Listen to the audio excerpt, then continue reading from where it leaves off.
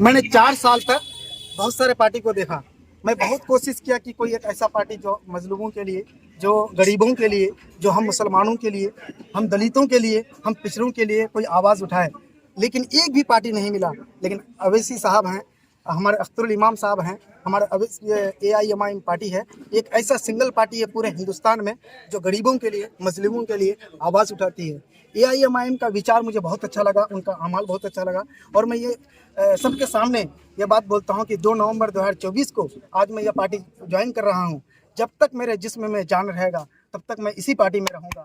और मैं बोल रहा आखिरी सांस तक मैं AIMIM के लिए और अख्तरुल इमाम साहब के लिए, अवैसी साहब के लिए, मुझे जो भी करना होगा तन मन धन से मैं इस पार्टी के लिए करूँगा।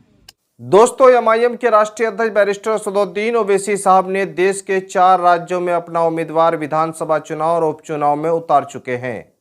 जैसा कि आप जान रहे हैं, बिहार में उपचुनाव है, उत्तर प्रदेश में उपचुनाव है, लेकिन झारखंड में विधानसभा चुनाव है और महाराष्ट्र में विधानसभा चुनाव है। इस वक्त झारखंड में भी सियासी माहौल गर्म है और महाराष्ट्र में भी सियासी माहौल गर्म है।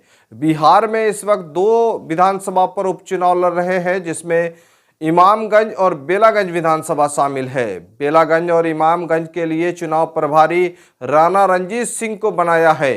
एमआईएम प्रदेश अध्यक्ष अख्तरुल इमान साहब ने कहा है कि 2025 से पहले उपस्थिति जो है उनका होना अनिवार्य था, और जिनके लिए उन्होंने 4 विधानसभा उपचुनाव, 4 विधानसभा में बिहार में उपचुनाव हो रहा है, जिसमें से 2 विधानसभा में वो अपना उम्मीदवार उतार चुके हैं। इधर झारखंड में एमआईएम के प्रदेश अध्यक्ष शाकिर आलम ने 7 विधानसभा सीटों पर अपने उम्मीदवार का जो है ऐलान कर चुके हैं, और जिसमें से उन्होंने पाकुर विधानसभा से एमआईएम के उम्मीदवार हाजी तनवीर अंसारी के नामांकन में पहुंचे। और हाजी तनवीर आलम के नामांकन में पहुंचने के बाद उन्होंने लगातार जो है वहां पर मौजूदा सरकार को तनकीद का निशाना बनाया है, और साथ ही साथ कहा है कि इस बार झारखंड में वो खाता खोलेंगे। झारखंड में लगातार जो है एमआईएम के राष्ट्रीय अध्यक्ष बैरिस्टर असदुद्दीन ओवैसी साहब मेहनत किए हैं। उससे पहले भी वो जो प्रदेश कमेटी था, पिछले जो कमेटी था, उनको भंग करके नए सिरे से वहां पर पार्टी को फिर से खड़ा किए हैं, और नए प्रदेश अध्यक्ष मोहम्मद शाकिर की मौजूदगी में इस बार विधानसभा चुनाव लड़ रहे हैं।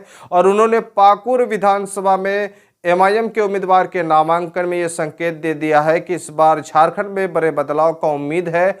एमआईएम जिस तरह से जो है यहाँ पर मेहनत कर रही है, यकीनन इसका फल मिल सकता है। इधर झारखंड के बाद अब उत्तर प्रदेश में सियासी माहौल गर्म है, और इसको लेकर आपको हम अपडेट देंगे, चूंकि चुनावी माहौल इस वक्त गर्म है।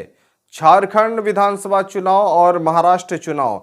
महाराष्ट्र में ओवैसी साहब के पार्टी की एंट्री से चुनावी माहौल गर्म है, चूंकि तेलंगाना के बाद अगर कहीं देखा जाए तो महाराष्ट्र है जो एमआईएम के गढ़ है, और इस गढ़ में जो है इस बार 2024 लोकसभा चुनाव में झटका लगा है, और उस झटका को और गढ़ को बचाने के लिए विधानसभा चुनाव में उनको जीतना बेहद जरूरी है। और जिनके लिए वो अपना उम्मीदवार इम्तियाज जलील साहब को भी बनाए हैं, वारिस पठान साहब को भी बनाए हैं, तो वही मोहम्मद इस्माइल को भी बनाए हैं। और लगातार जो है आप देख रहे हैं कि वहाँ पर नामांकन का सिलसिला जारी है, और इस बार जो है जिस तरह से इम्तियाज जलील साहब दावा ठोक रहे हैं कि एमआईएम के जो जीत होगी और उस जीत में किंग मेकर साबित होगा, और साथ ही साथ वो कह रहे हैं कि जो सरकार बनाने जाएंगे वो सबसे पहले मेरे पास आएंगे और हमारे ही सहयोग से सरकार बनेगी। दोस्तों, लगातार अगर आप the message news YouTube channel हमारा देख रहे हैं तो हर अपडेट पाने के लिए चैनल को अब तक अगर सब्सक्राइब नहीं किए हैं तो सब्सक्राइब कर लें, लाल वाला बटन दबा दें ताकि हर अपडेट आपको सही समय पर मिले। चले दोस्तों, बस आज इतना ही तक, फिर अपडेट आज ही देंगे आपको चुनाव अपडेट के लिए। हर वक्त आप बने रहें हमारे साथ। जय हिंद।